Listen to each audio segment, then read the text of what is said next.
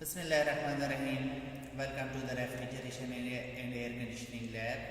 Today we will have an experiment on cooling tower. You know that cooling towers are used in different type of industrial and commercial applications for the cooling of hot water coming out of any industrial process or whatever the process from where we are extracting the hot water. So we have a forced draft cooling tower here, and today we will briefly explain the working principle, operation of different components of the cooling tower and its performance evaluation parameters.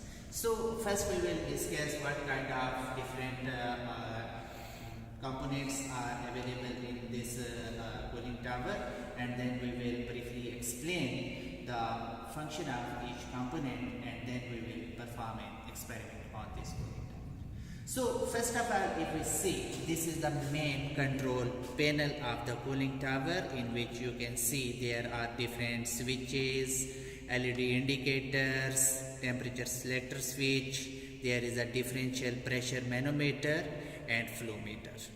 I will explain you the function of each component from this schematic diagram.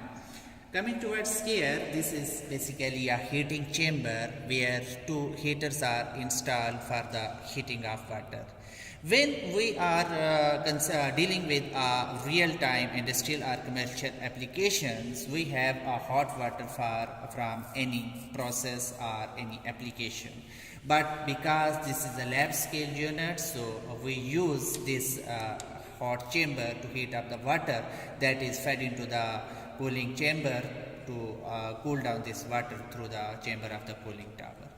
This is the backup water tank that is used for the water addition to this hot chamber, and for the makeup water I will explain also the function of this chamber later on. Coming towards here, this is a forced draft fan that is used for forcing the air within the cooling tower. This is a temper that is used to control the flow rate and velocity of the air.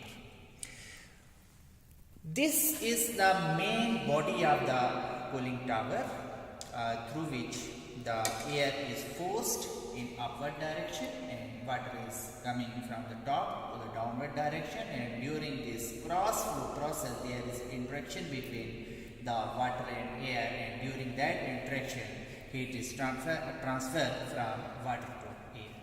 Inside this chamber you can see these are the packings which are installed at certain angle. These are basically used to split the water into small droplets.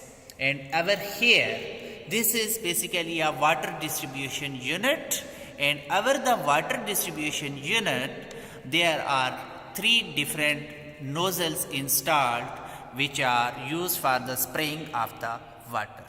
And at the top, this is the water droplet arrestor that is used to arrest the water droplets which are escaping with the air from the top of the cooling tower.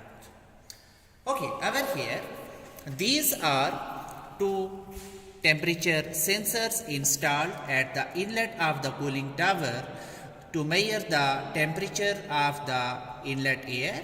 This one is the temperature sensors to measure the dry bulb temperature of the air, and this one is used to measure the wet bulb temperature of the air.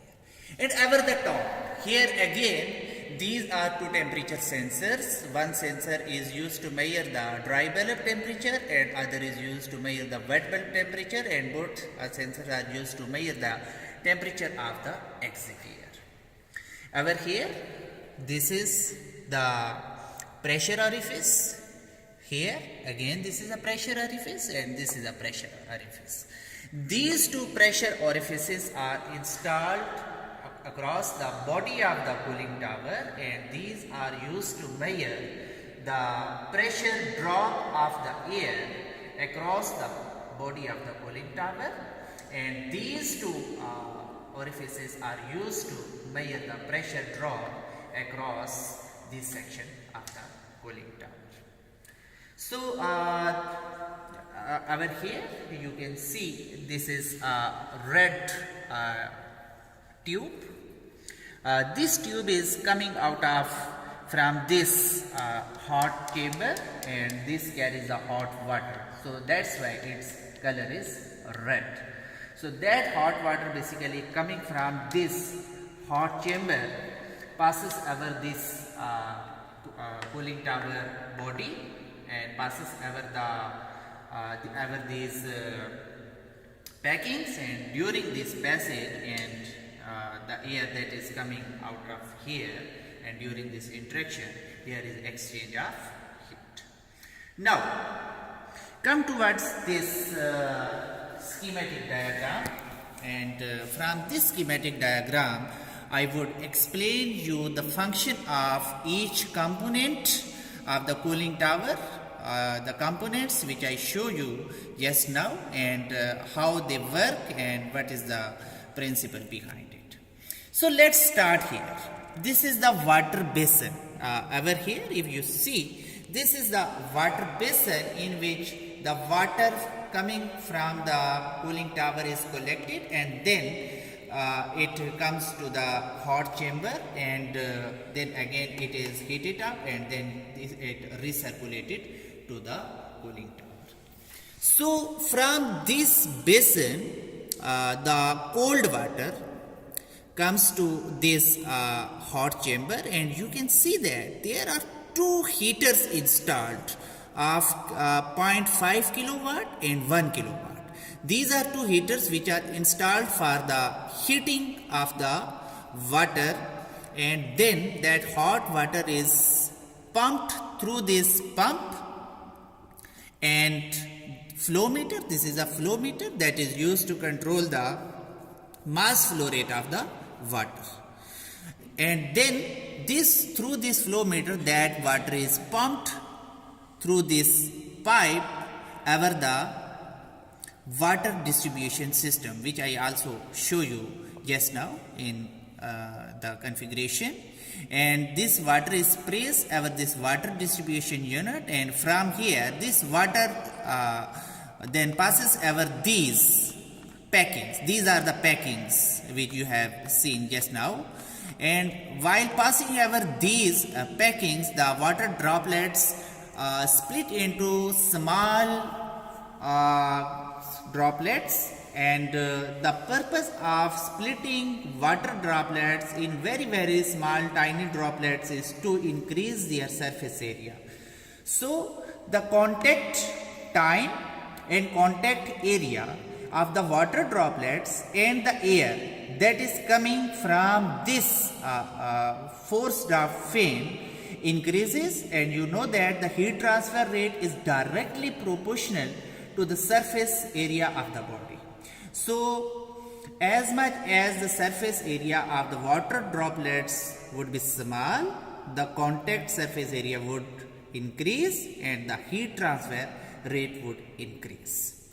And then from here again this water comes into the water basin, and again from there it comes into the hot chamber, and this cycle works in the same manner. You can see here this is the T1 thermometer, or you can say it is a temperature sensor, and this is T2 temperature sensors. T1 is used to measure the dry bulb temperature of the inlet air, and T2 is used to measure the wet bulb temperature of the dry air. And at the top of the cooling tower you can see again there are two temperature sensors, T3 and T4. T3 is to measure the dry bulb temperature of the outlet air, and T4 is used to measure the wet bulb temperature of the outlet air. And then there is T5. T5 is used to measure the temperature of the hot water that is at the inlet of the cooling tower. And then here is the basin temperature represented by T6 that is used to measure the outlet temperature or the basin temperature of the cooling tower. And you can also see here there is a recirculation pipe. The purpose of this recirculation pipe is to control the flow rate of the water while passing through this flow meter, because the pump installed here is operating at a uniform speed and it is supplying water at a constant flow rate. So when we vary the flow rate of water through this mass flow meter, the ballast water, that is extra water, it again through this recirculation chamber goes to the hot water chamber. And this basically makeup water tank that is used to fill up this hot water tank, and its other purpose is to balance the quantity of the air water that passes through air out of the cooling tower. Because when there is an interaction of the air in water, air absorbs certain quantity of the water in it. Although we have installed our water droplet arrestor here, so that the water droplets contained within the air should be arrested here and would not go out of the cooling tower with air, but still a certain amount of water flies with air from the cooling tower, due to which continuously there is a change in the total volume of the water within this chamber. And to cope up this volume of the water and to keep it at a certain balanced level, we use this makeup water tank, so that the quantity of water remains constant within this chamber. There is a float valve, and when there is a decrease in quantity of the water, it moves downward direction, and this orifice you can see here, there is an orifice within the flow tank, makeup water flow tank. It opens and water comes into the hot chamber. So this was all about the different components and how they work. Okay, now I would like to request Mr. Muhammad Ikram to please perform the experiment on cooling tower. Now over to Mr. Muhammad Ikram. Assalamu alaikum. First of all, switch on the main switch. It will start up the cooling tower. Now these two switches will show us the two heaters situated in this tank, 0.5 kilowatt and 1 kilowatt. We can both use one time, and we also can use it one by one, as much heat we required in this water. For example, we switch on 1 kilowatt heater. The heater will engage and start up the heat of the water. After heating on, first of all, we will off the water flow rate.